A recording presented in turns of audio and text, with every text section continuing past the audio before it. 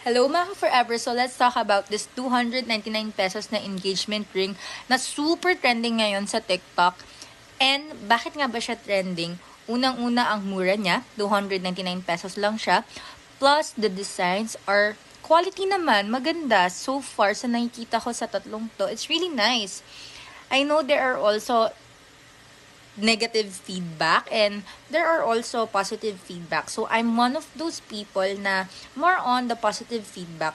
Bakit ba ako nasa positive feedback? Kasi unang-una, it's the thought that really counts. Imaginein mo, pinag-isipan ka, bigyan ng ring, tatanungin mo ba kung magkano yun, kung mura lang ba yan, kung mahal. Ewan ko baka may mga ibang tao na ganun talaga. But for me, pinag-isipan ng tao yun na ibigay sa'yo. And what if yun lang talaga afford niya? Pero yung love naman niya sa'yo, super pure, super genuine.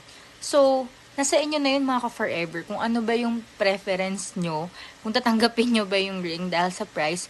But for me, it's really the thought that counts, okay? That's just my personal preferences.